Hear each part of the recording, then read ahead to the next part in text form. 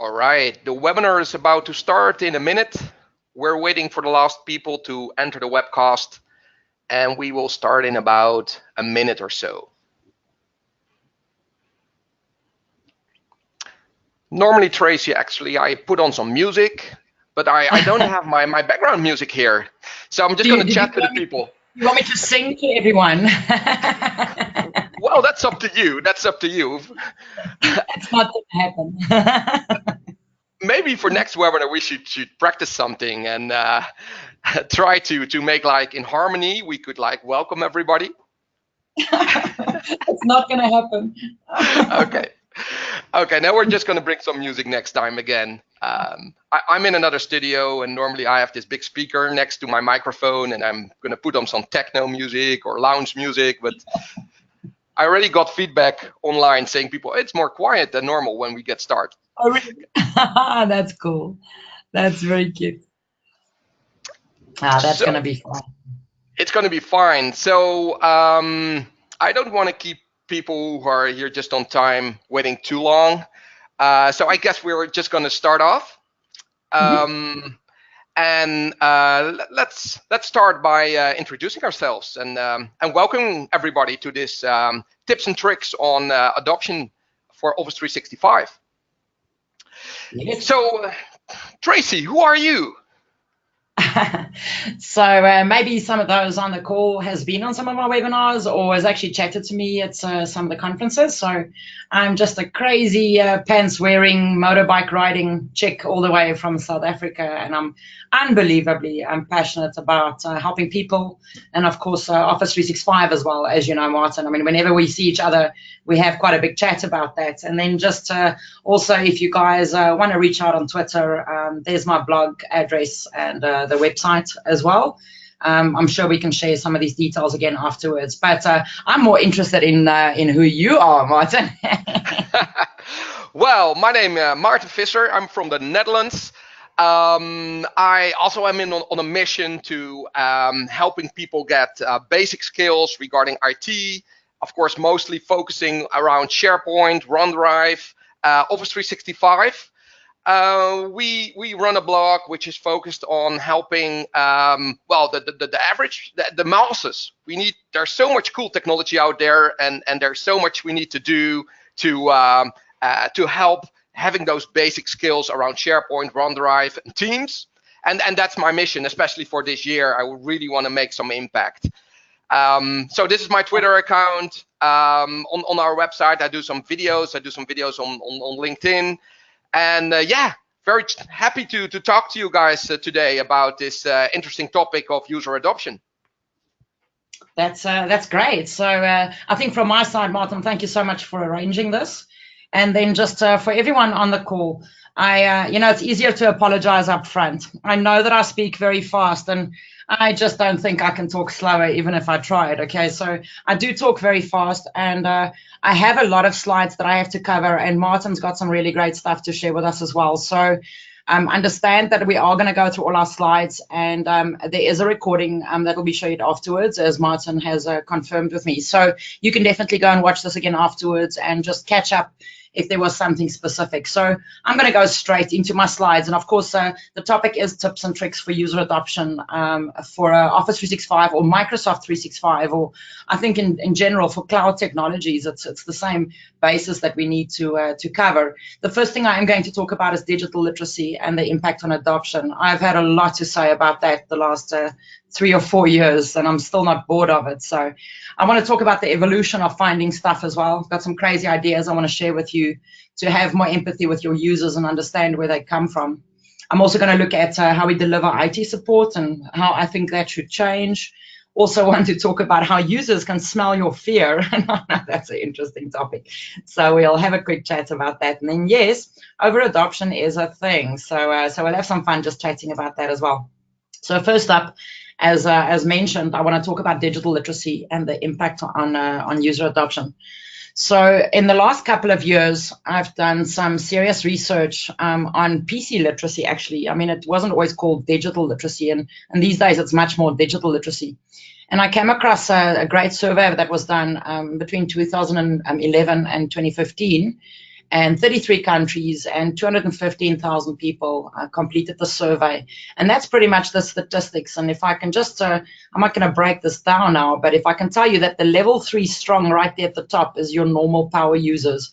So pretty much anything between 69% and 95% of your users actually seriously need digital literacy training. So, I mean, that's a proven fact, and there's some really cool things that I think we can share afterwards as well to help you. So, big statement that I'm making is that 70% of your users are not PC or digitally literate. I mean, that's, I know it sounds crazy, but I can promise you that this is true, and it's difficult to measure as well. So, you know, that normally gets a lot of people upset, doesn't it, Maarten? Because everyone goes, no, everyone's sorted, and I'm like, no, they're not, you know. That's just not how it works, I suppose. It's an amazing number. It's like 70%, and people are not aware of it, and that it's mostly because people get hired and people expect them to have these basic skills, and it's not true, right? It's people. I mean, some companies put vacancies out and say that you have to be computer literate when you take the job, and then they just expect that everyone is computer literate, and that's a problem because we only know what we know. And we don't know what we don't know. So that's the difficulty. But, you know, we've been putting a lot of focus on it. Me and you have had lots of chats about this as well. So I think we can make a change. So another survey that I came across, or another white paper that I actually got from 2012, is tests that they did where they gave people basic PC literacy training. I'm talking about basic training, Maarten. I'm talking about sending an email, using websites, using search and stuff, not even Office and Office 365. And they found that if people got that basic PC literacy training, they could be 33 minutes more productive a day. So I know that with Office 365 and all the cool things out there, we can easily push up that productivity gain to an hour and a half a day. I mean, it's unbelievable what we can get from it. So these are the things that that pushes me in the direction of where I look at the ROI of training, which a lot of companies don't understand. I wrote an article a while back and did this infographic where I shared the statistics and how people can work it out and to help them motivate for training. And here's the shocking thing. If we look at this, I went and took a company of 5,000 users, and I said that if I just had to save them 5 minutes a day, what would the productivity saving be on average salaries? Okay, so it's difficult to say what average salaries are, but I had to kind of start somewhere. So, I mean, there you can see in euro, for example, they're talking about a 1.4 million euro productivity saving just on 5 minutes a day in a company that's 5,000 users. I mean, that's unbelievable. I then went and said, okay, so there's statistics that tells me I might be able to gain 33 minutes. What does that mean? And I mean, look at that. That's close to 10 million euros or dollars per year gain on a company of 5,000 people. And that's just on 5 minutes a day, people. We can achieve so much more. So I can promise you that the ROI on training is absolutely huge. I mean, you need to really, really go and take a look at these and say, is it worth to train my people? I mean, absolutely. I think it's very important to make the decision makers who are in controlling these budgets for training and user adoption more aware of these numbers, right? That's we have to tell that to everybody. Yeah, and that's why I've put so much focus on sharing it, Maarten, because a lot of people need to go and motivate that to management. And we know that on certain levels, it is money that matters, okay? We need to make decisions based on numbers. I mean, it's just like it is. So if you can do those calculations, you have a better motivation. It's difficult to go into a board meeting or an exco meeting and say, guys, I want to give training to everyone in the company because it's going to make them feel better about themselves. You know, that's not going to sell training. And even though that is what we achieve, that's not the thing that gets the buy-in. You have to go and look at the numbers. I mean, that's the important thing. Correct. So this PC literacy thing that I've been on for the last couple of years, I then built it out and I went and looked at digital literacy. And I came across this. So I didn't design the model just to put it out there. I drew the picture, but the model, it's called the 8 pillars of digital literacy. And you get different models. You get the 7 C's of all these type of things and skills. But I found this one, and it so resonated with me because it so reminds me of Office 365. Those 8 pillars identifies the things that Office 365 brings for me into companies. These are skills that people should have, but it's also skills that Office 365 supports when you start focusing on this. So not just training technology, you also have to think of training. And I really dislike the word soft skills. I wish we could come up with, like, I think they must change it into power skills. What do you think, Maarten? Because soft skills just makes it sound like it's not important. But yeah. So I agree. We absolutely. need to find something better. It's so much more. It's the technology. It's awareness, I would say, on very important topics. I think I'm going to go put a poll out on Facebook and on Twitter, and see if I can do it on LinkedIn as well this evening, and say, across the world, can we please rename soft skills to power skills? You know, I want to vote for that, or if someone else has a better name, because soft skills just doesn't do it for me. But anyway, so if you look at those 8 pillars, these type of skills that's necessary for anyone to be a digital citizen in this world these days, because everyone should be a power user. I mean, that's the thing. Everyone should be a power user. The days are gone where some people, you know, I only send emails. I mean, that's completely changed. I mean, everyone that uses a computer should be a power user.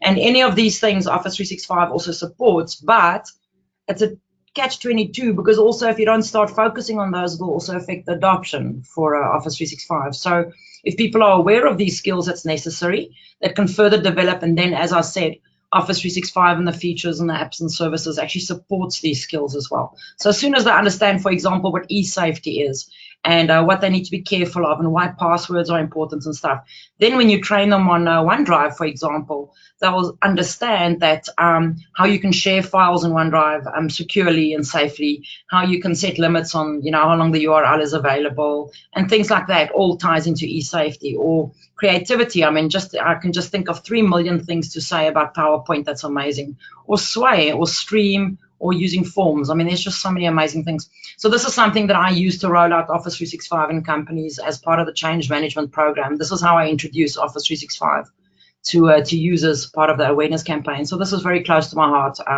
the digital literacy. So then the next thing that I do want to chat about is the evolution of finding stuff. Now, I've shared this on a couple of conferences last year as well, and I wrote some articles about this. I always say that to understand where we're going, we have to understand where we come from. And I don't always think we take enough time to actually just think about that. So we can't expect users to already use AI and understand machine learning if they never really got why it is that they don't search well. I've heard so many users say that SharePoint sucks, you know, they can never find what they're looking for. And I'm like, sweetie, it's not SharePoint, I can promise you. Your search skills most probably just aren't that good, you know, so let me help you and make you love SharePoint again, because sometimes, you know, we just need some extra skills to help us with that. So if I look at this, this graph that I drew, you'll see that I broke up the evolution of finding stuff, which is data, from C, navigate, search, and discover. And C, an example would be to put everything on your desktop. So a lot of users save everything on their desktops, because if they can see it, they can find it. I mean, that's a human nature thing to do, and it's just the worst thing they can do. If I think of navigate, that's double-clicking through folders. Navigate's also clicking through the start menu to find your icons to go to your programs, or to go to your desktop. So navigating with the mouse to things is still a very slow way of finding things, but that's already on the second level of it. Search, of course, I mean, if I just think using pluses and minuses in Google or Bing or in Outlook or in your File Explorer or in SharePoint to refine your search results is unbelievable, but most users don't know that they can do this. Another example of search, of course, is the Windows button on your keyboard. So not the one on your screen in the corner, the Windows button on your keyboard. If you press that button and you start typing, you can search for programs, settings, and files. Again, most of the users, 99% of the people that I encounter doesn't even know that they can use the Windows button for that. I sometimes have people that ask me and say, Trace, that's just amazing. When did they bring this Windows button out? And I'm like, 1992, my sweetie. That's nearly 27 years ago. How's that for that button being around for that long? But again, we've never invested in our users to make them understand that they can use these little things. So it's important for me to go back as well and see how we've done things in the past. Then another important thing I want you to think of as well is, and this is a bit of a millennials and a Gen X and a discussion about older people takes longer to learn. I'm 44, okay, so let's get that out of the way. I'm already considered someone who is resistant to systems and struggles to learn, but I understand why. So if I think of learning new things, we have to unlearn old habits first, and it's not necessarily bad habits, It's just we have to unlearn things. So I struggle adopting new technology because I've worked on like so many different versions of SharePoint and so many different versions of Office.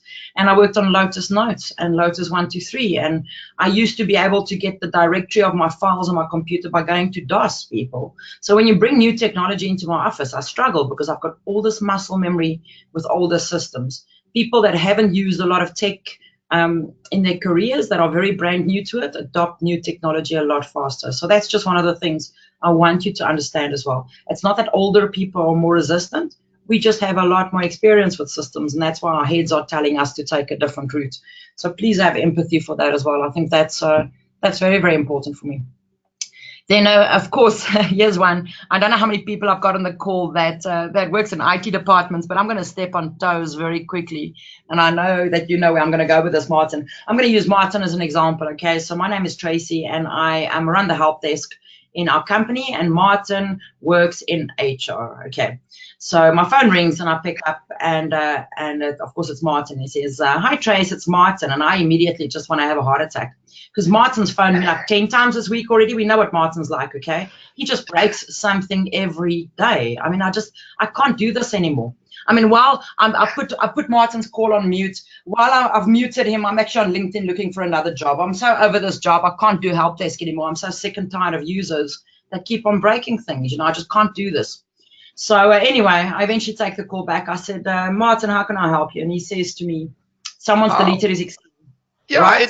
This desktop icon, I have my Excel sheet is gone. Well, your Excel is gone. Never mind your Excel sheet.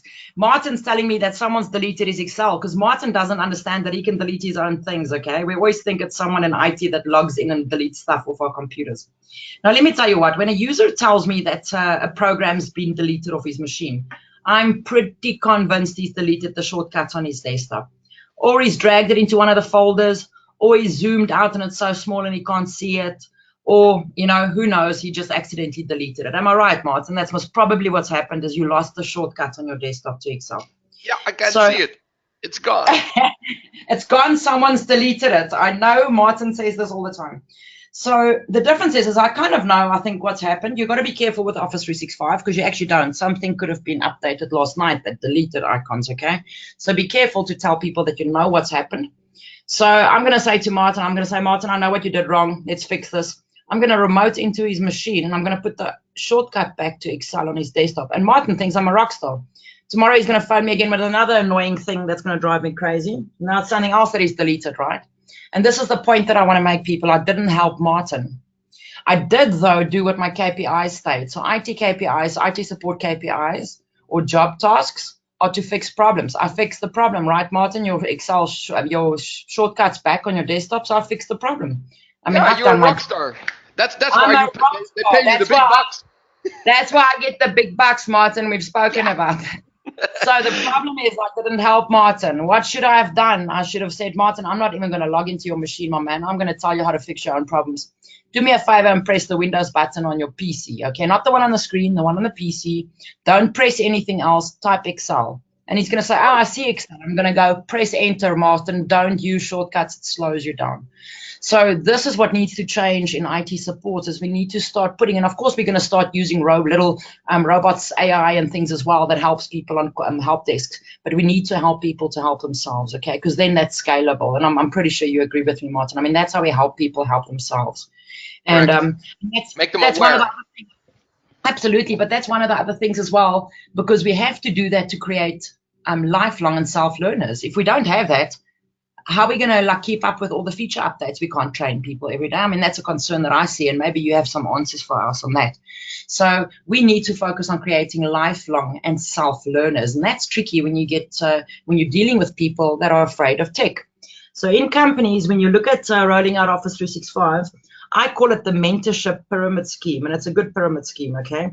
You've got to start at the top and identify serious power users.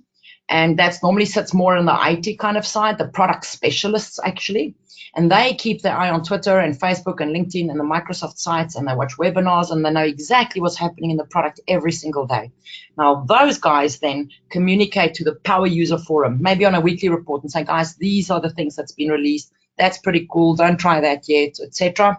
Those guys, again, can communicate to the power users all over the company, whichever medium it is you want to use, whether it's a newsletter or regular meetings or something. And those people, again, get in touch with the end users, the people that work in their teams, because you might have a power user in each team or each department, okay? So they chat again with the people that work around them. And then, of course, you can do a monthly wrap-up newsletter that just says, these are the cool things that got released this month for Office 365. But once you've broken down that fear of technology, then people won't be so resistant to even take a look at it. So that's very, very, very important to me. One of the last things, and as I said, I'm just running through our slides at the moment. We can have a nice chat to make sure that we've just covered everything. But I said that users can smell your fear. And what I mean by that, people, is that there's different ways of rolling out Office 365 in companies. Scenario one is where someone decides to go Office 365. When you ask them why are they going Office 365, they say it's to save money. What they're going to do is they're going to send a URL out to everyone in the company and say, hey guys, we're on Office 365. Here's a link to go and watch a video on, I don't know, how to use OneDrive, and here's a video from the CEO telling you how amazing it is, okay? Then IT is going to sit back thinking their job's done, waiting for the masses to adopt Office 365. IT is going to wait, and they're going to wait, and they're not going to get user adoption. And then management wants to know why the consumption is so low or the adoption is so low. Now, scenario two is when a company decides to go Office 365, when you ask them why they're doing it, it's about empowering users. Saving money is a benefit, people. That comes later. The first and foremost thing is to help people be more efficient and more effective and get things done. We're dealing with 10 times the amount of work that we did 10 years ago, but we only still have 2 arms and 2 eyes and 2 ears. So we have to upgrade our users as well by giving them the right tools and technologies. So what they're going to do is a couple of weeks beforehand, they're going to start running a campaign like that digital literacy that I showed you. Start running a campaign, build up awareness, give digital literacy training, so which is your basic PC literacy and those soft skills or power skills, as I now call them. And then obviously, as I said, closer to the time, you can start looking at rolling out product training. You can start launching it, of course, giving them information, give them links to videos on stream, and then look at focus training as well. So you can do collaboration training, which covers Teams and OneDrive, and Planner, and you can do creativity training, which is about Stream and Sway and Forms and stuff. So that's a different way of doing it around. And let me tell you what, if you push out technology and you're not doing it for the right reasons, your users, and that's what I meant with can smell your fear, they will know you're not doing it for the right reasons. So be very careful who you put on that pedestal to be the spokesperson that rolls out that product. If it's all about money for you, then find someone else who makes it all about people and put them on the pedestal. You stay in the background, okay? Don't speak to users, because they're going to realize you're doing it for the wrong reasons. So, and then, of course, another thing is as well, make sure that your IT team is fully skilled up. If they're not, and that's another thing that I meant with users can smell your fear, believe me, if you roll out Office 365, the first time a user phones and says, I'm struggling with this in Forms, and you cannot help them, they're going to know you're not adequate enough to help them with this. So you've rolled out a product without being equipped to actually support the product. So please, please be careful of that. I think that's a very interesting thing. So over adoption is a thing, okay? This is an interesting statement I made recently, and I'm sure it can be perceived as different things, but what I'm actually talking about is people using a product too much, and I know that sounds crazy. I'm going to give you some examples and why it is that happens. So, for example, if I look at how many folders you have in Outlook, that's over adoption right there, people. They're creating gazillions of folders because they actually don't understand how search works. If I think of your nested folders and your file shares, just folders inside folders inside folders, means people don't understand naming conventions. So bad naming conventions is another one of those. Subsites and SharePoint, we know that. I mean, the whole site sprawl thing that's happened for years and years. That's over adoption, people. And then, of course, brand new, the blue-eyed baby is too many teams and channels that people are using. Because then again, you're not understanding how you should create focus areas and use naming conventions and search. And that is over adoption. I don't know what you think about that, Maarten, but that's what I think is over adoption. Yeah, well, we need to chat about that for a moment. And it's truly, it's of course about teaching basically how to do information architecture. And that's of course a pretty complex profession, you could say, where you have like information architects, which done this stuff of thinking about structures for like 20 years or at least 10 years. So I think there's also a general responsibility for organizations to have a very clear vision on what company structure should look like, and adopt best practices on how you should implement that. Absolutely. And that's why I say over-adoption happens. When guidelines and guidance is not in place, people will do what they think is best, and then you get those type of scenarios. So, for example, Maarten said information architecture. That is a very, very complex environment. You're not going to end up training end users on information architecture. But you know what you should do? You should have a problem-solving flow chart that gets put up everywhere on walls that says, here's the 5 things you can do with documents. If it's a sensitive document and no one else must see it, then you've got this little arrow that goes down and says, put it in OneDrive. Is it something that your department works with? Then you take it there. Those are the type of guidance things you can put in place for information architecture, and some naming conventions training and search training. That's the things that actually will help people with this. And I think that's exactly what I obviously mean by that, if that makes sense. Yeah, and that needs to be repeated a lot, right? So it's exactly like you say. You have use cases like sharing a file with a colleague, sharing a file maybe with an external user, a document authoring. There's these basic things that you do on a daily basis. And you mentioned like putting posters on there, but there should be like email reminders. There should be like different channels where people get aware of those core use cases, the core scenarios that they would do during the day, and what would be the place to do it, and be very careful with creating new locations to do it in. So of course, if you start a new project, well, maybe then it may require a new team. But if you're doing something within an existing company process, well, then it's good to search if there is already something or a setup for that process where all the people who are acting in that process already have access to. Because I fully agree.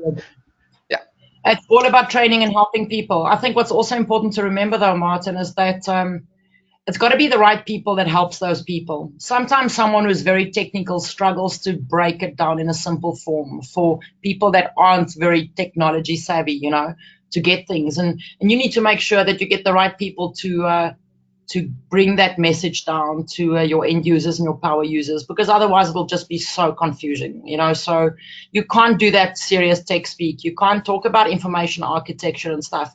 You're going to have to break this down as to how people build folders. You know, how do you build that navigation to things? How do you group and categorize content? How do you put things together? How do you search and find content? So if you can break it down to how people will understand it, I think, and that actually brings me to my first takeaway, where I say that you must remember that you've already forgotten what they still have to learn. Got to be very careful to assume that everybody understands what's in your head. So keep in mind that a lot of people still have to learn what you years and years ago have already forgotten. You would know as well. You're also involved in training, Maarten. It's very, very difficult to train people if you've been doing something for many years, because we tend to forget. Hey, we forget that people don't know it.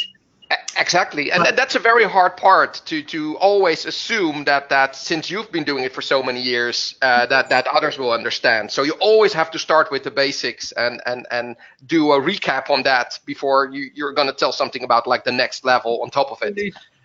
I think that brings me to my second statement, saying is that please have empathy. Don't be so hard on your users, people. They're really struggling. Someone must probably has never taken the time to show them some of the basics, to show them how to search better, or show them how the Windows button works. I mean, there's just so many things we can do to help them. So please have empathy. Understand where people come from. Why is it that they struggle? Why is it that they resist systems? They don't just do it because they're difficult. I can promise you that. So this, of course, is important for me, and I know that you support this as well, Maarten, is that support and training should change. Just because technology is changing and everything around us is changing means we have to adapt the old ways of doing. I mean, that even includes change management. The way that we do these old systems and the way we used to do things needs to change so that it can also adapt and be suitable for the new era and how we're working with technology, of course. I mean, that's the important thing. As most of us know, Office 365, Microsoft 365 are releasing updates like nearly daily, okay? So if you don't stay up to date, you really need to know your product, and you also need to know your shortcomings. and what the advantages are. And you need to make sure that you communicate this. Make sure that the company that's invested in Office 365 understands, maybe Flow doesn't quite do everything yet, but be upfront and honest about it and say, okay, guys, you can do it for all of these things, but be careful when you do that. Or maybe, PowerPoint's not made to do Photoshop stuff in, it's that type of thing. Just be honest with people and share those things with them. And then I think this is just from me, is that it's a lot of information that I shared with you. And as I said, you can always go and check it out later. There's a lot of resources Maarten and I share online as well. But I promise you that you're going to be okay. It might look like a massive wall at the moment. You're staring at, you don't know how you're going to approach this. But I can promise you, there's a lot of people out there that can support you. Just go and look at the groups on Twitter and on Facebook and on LinkedIn. There's so many people that are out there and helping the people, to support them, I think, and and to just help each other. I mean, Maarten's one of those, and I'm one of those as well. So keep in mind that you're not alone, and you definitely, I think we can do this. Absolutely, and there's so much to learn still, even for people like me and Tracy. We are doing this for many years, and still we get new insights on how to have more impact or how to approach things. So it's also continuous learning for us to see how you could guide organizations in achieving digital adoption. Yeah. So, and if you look at if I would look at myself, what I see currently as the hardest part, there are two components to it. One is, of course, sending the right message. So Tracy also touched that point a couple of times by it's basically about communication. And the hardest part, I would say, is like using the right wording, using the right way to explain Yes. those new technologies in such a way that you don't lose anybody while Yes. explaining, right? That's one word can make the difference between somebody listening or just closing itself because that word I don't understand and I'm not capable of learning this stuff. Yes. You must just swap your screens, hey, Maarten. Yes. So I'm guessing we're here, and I'm already in sharing mode, if I'm correct. Let me see. Yeah, I'm seeing your presentation mode, so just change your screen. Yeah.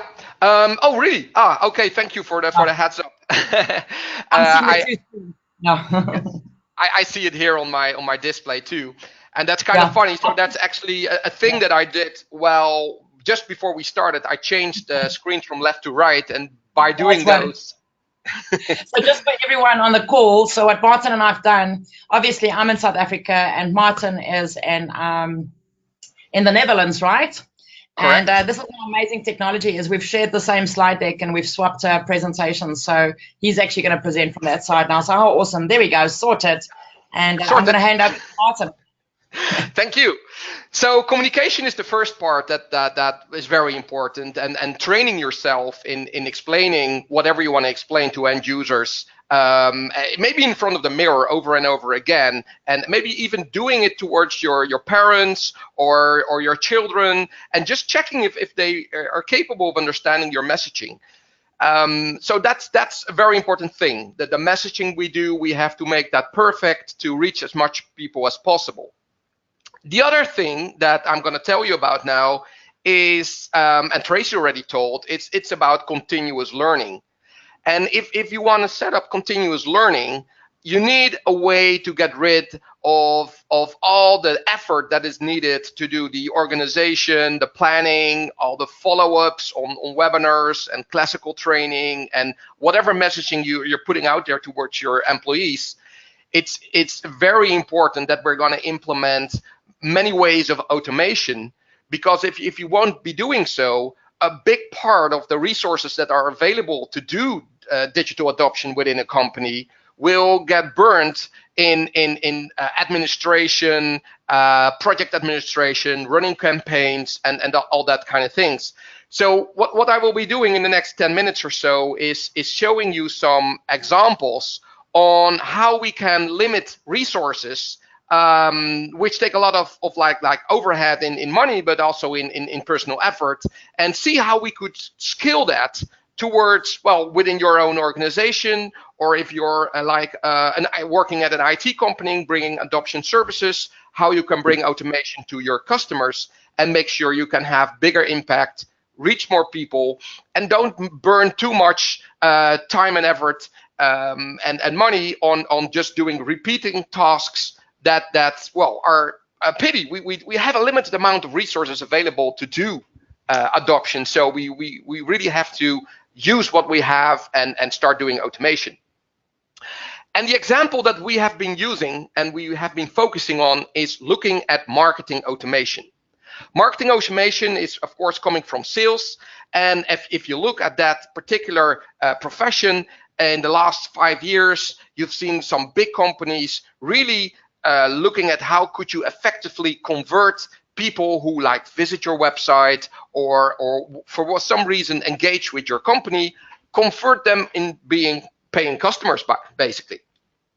So looking at that the same way, we're saying, well, you should maybe treat your every employee as a customer, and instead of selling them something, well, you're maybe even selling them like how easy it could be, or how they could grow themselves in being more digital literate. So the conversion is having more people getting to that basic level of being a basic digital citizen, basically, and using all those tools. And of course, you also have another target audience, which are maybe people who already have those basic literacies, and you want to convert them into becoming power users. So how could we do that? So we're looking at it from like the journey. And of course, if your company or a customer is starting to use Office 365, there should be an automated onboarding process.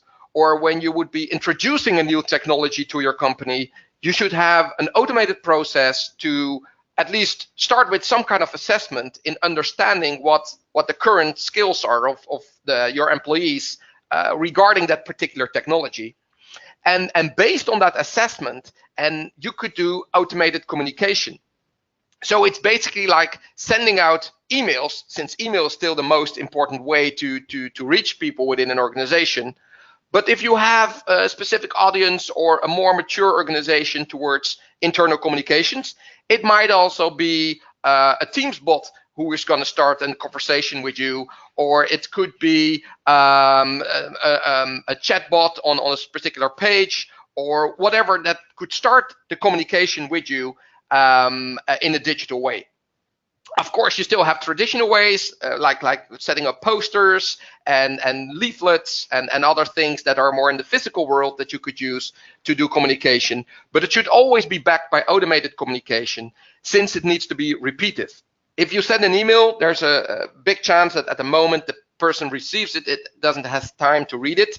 But if you send it again in a week or so, and then again a week later, and you track if they actually opened it and click the link maybe, you know if you have to repeat that. And at some point they will do so, and they will get attention of whatever you are doing, because you were reaching them at the right moment, not when they were like in a big project or closing the year or whatever that took away the priority of doing something else than that they were focusing on. And by repeating that process, you will get to that point that a person has the moment to reach out to looking what you ever wanted to share, and maybe start training themselves with e-learning, or planning a classical training session that it's being made available, or whatever you're going to do in that communication effort. So this is a good example where it needs to be automated, because sending out emails to maybe thousands of employees on a weekly basis, that's not something you want to do manually. So there's so much more. So most organizations, of course, will have some kind of a digital automation or digital adoption platform. It could be like having an adoption center, a learning hub within your SharePoint environment, where there's a landing page where they can find basic content about maybe how to do certain stuff, or how to reach out, or maybe even some content. But that needs to grow. And here you really want something which is being updated automatically, maybe even from different data sources, always having content available for the different target audiences within your company using different tools, having different learning styles, having different maturity levels of where they are in bringing themselves to the next level. And there's a lot of room to do automation, and I will show you something in a couple of minutes what that could look like. So then you have coaching, and that's actually what Tracy talked about a lot. There's also a lot of people who need to be convinced that they are capable of learning IT. So there are a lot of people who told themselves, like, I'm not capable of doing technology stuff, and they basically programmed themselves saying that I don't understand IT and I will never understand it. And Yes. that people actually still need some kind of coaching, right? And that's one-to-one. That's a conversation. That's almost like going to a psychologist, right? Yep, that's it. And that's also something that you need to organize. And of course, this is not something that IT can automate, but it's something where you can at least find the people who need this by your targeted automation, and where you can start a conversation and suggesting it, or giving heads up to managers saying, well, these persons in your team might be interested in having a one-to-one conversation with one of our HR coaches, or maybe an external coach to do so. But it's particularly here in this journey, because if the people who are not made that particular step, they will never be able to do e-learning, for example. You will never go on and start teaching yourself using an e-learning tool, or even a classical meeting, if you're already told yourself you're not capable of learning that. I fully agree with that. So that's why it's in here, and it's a very important thing in how to look how you could actually scale that. And there's a couple of companies here in the Netherlands who are starting up like third-party services where you can book these kind of coaches, and you can build that service in making it part of your digital adoption framework, basically, and the ability to book those services. So then learning management systems, as soon as people are told themselves, well, I'm willing to learn, and you made time available from your manager to start learning, or then there should be a resource where they can go through a course, start a course and teach themselves, and maybe even do exams to show to their colleagues that they made it to a certain level. Then use case challenges, which I like very much, because learning management systems are for the people who think first and then do. So in the COP learning behaviors, they're the people who first learn and then do. But you also have the people who first want to do and then want to know the theory behind it. And for that group, you really want to provide like learning challenges that they can do, like providing a digital playground, like a provided environment where they can try SharePoint, for example, and do basic document management skills based on in-context learning, where they could show what could be done, or they should like it could even be like more like a game where gamification, where multiple people say, well, you have like today to find a puzzle, to solve a puzzle, and the first one who does it will get a prize. Or it would be just controlled learning in a playground. And there are many ways that you could do that. Again, it can be automated, but you can have in an onboarding process. I'm now working with a customer where new people that get onboarded will automatically get a challenge where they will have a pre-provisioned SharePoint sites for themselves where they're going to do a treasure hunt, basically. Which can be automated. There are scripts for it, and we're building it in our platform currently to see how we could further automate that. Well, I talked about in-context learning. I'll show you an example in a moment. And of course, this is putting an additional layer on top of a user interface where you can have a step-by-step idea on what the UI might do. And the moment you need it, you can get some additional information, like a video about what a certain button will do. On-demand classical training, having interesting discussions with training companies here in the Netherlands, where we say, well, as soon as somebody has said, well, I want to be a professional PowerPoint user, or I want to get more skills in Excel, they should be able to press a button and say, well, the next Excel advanced training will be in your environment for this. Provided by this company. Click here to book it, and it will be automatically be connected to whatever budget that's available internally. So that's what I think about on-demand classical training. Having pools of trainers, having companies of trainers, where very quickly at the moment that people really want it, can provide additional training resources.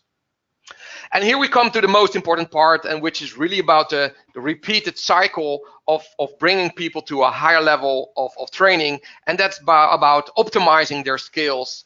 And that can be done in many ways. I'm showing a couple of examples here. Some of them are easy, some of them are for the near future, where we are be able to automate parts of this cycle. The one is training subscriptions, and that's something we already provide today. And you could see that as like a Spotify subscription that you can take on the content that's being shown in your digital adoption platform or your learning management system. I will show you an example of that in a moment, but you can have subscriptions provided by different training companies, and these trainings will be available in your digital adoption platform. The personal learning journey is about knowing more about the person and automating advice on what could be your next step in learning. And there's a lot of things about it. I won't go deep into that, and I will probably going to do a webinar about this topic in next month, where we're going to show a new product that we're doing. But it's about automating targeted next steps using digital assistant. Why? So it's a suggestion like, well, according to our data, you're at this stage. Maybe you would be interested in this training to take you to the next step. Well, in this cycle, there's things like on-demand webinars, automation of your change management, many things that we're looking at the moment to fully automate. But I think you get the picture on how you could start automating this process of your learning journey for employees. Absolutely. So I want to give you a quick idea of what that could look like. Of course, I'm showing some of our products and some of the products of our ISV partners, some of the software companies that we work with together. But parts of that you could also build yourself if you would prefer to do so. But it's here to show you an example of what it could look like. So what we're seeing here is our Metro and Tray dashboard, which is basically an application running in SharePoint Online in this example. So it's a homepage where people can be brought to by the email automation. So there's these emails which are being sent to people with, well, we have your personal dashboard set up, and click here to understand all the different ways of we can provide training and the ways that we can help you build up your digital skills. And when they enter this page, they will get a suggestion for new training activities. They can get like tips of the day, where they can get a tip about whatever technology they're starting to use. So these tips can be personalized or based on whatever level you are within your learning journey. Another thing that can be done is from this page, different other services can be shown. And as you can see, I'm here in the browser. I was showing it full screen a moment ago. But from here, you can swipe to the right. And in this example, you can find different types of training which are made available within this environment. A lot of this training can be like stored within your SharePoint environment. So it can be connected to a particular organization. But it can also be these subscriptions. We have a free subscription that you're actually seeing here, which is full of curated Microsoft content. But it can also be paid content. So here you see a stream of new content being published by Microsoft. Again, this is free content, and it's being published on YouTube. And basically, this is a subscription where you see all this particular content which has been made available. The next step that you could do is having paid content in there.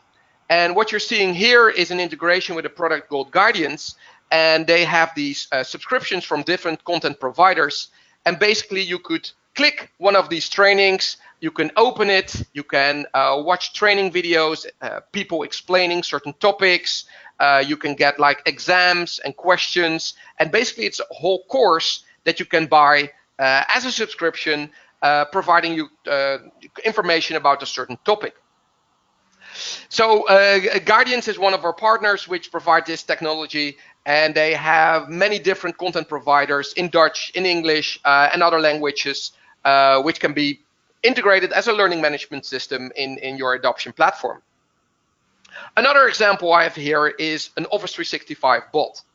And in this example, you could ask a bot about Microsoft Teams, and it will bring you to a conversational process, asking you specifics. And at one point, it will ask you like, well, what's next? And it will bring you to a specific training video, or will guide you to an interesting document or a manual. Or if it really can't help you, it could connect you to an operator or the help desk, explaining you a bit more. So this example is from Botvice, which we also integrate with, which can be then put in your desktop environment and can use to have 24/7 support to your end users on Office 365 workloads. Well, then here we have Habit. Habit is a great partner of us, which focuses on in-context training. What they basically can do, you can put these hotspots in your pages, in your company intranet, in whatever web resource you might have, where somebody will touch this little Habit ball. It will show you a PowerPoint presentation, a Word document, a YouTube video, whatever additional information people can provide regarding helping them get whatever task done that they need to do within this system, and have this in-content training in showing them a bit more on how to do this. So these were a couple of quick examples I wanted to show you. And during this webinar, we have a special promotion where we would say you can have this whole bundle of very powerful technology to start up your digital adoption automation journey as a service, basically. So it has the Guardians part, Habit, the Entree desktop that I just showed you, and the Botvice, where you can start doing that. You can start with basically with a pilot for only 3 months, for example, and see how that could really change the different services that you could provide to your end users. Using the URL at the bottom, bit.ly bundle discount, you can get to the page where you can get a quote, and if you're interested, we will be happy to provide it to you. So why is continuous adoption such an important thing?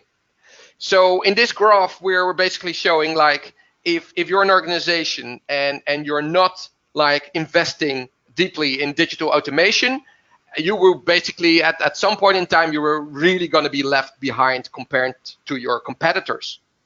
And another thing is, if you would just now invest in it for like a couple of months and say we're going to do some training and we're going to do communication, and after 3 or 6 months you're going to stop doing it, the average quality of the interests and the ideas and the knowledge of your employees will fall down again towards compared to competitors, and at some point it will be the same, or just in the middle. So the only way to really keep your company healthy and be maybe not even a digital leader, but at least be in the green zone, and not having employees leaving a company because they are frustrated by the ways that the IT is done, or they are not being supported in their journey in becoming more digital literate.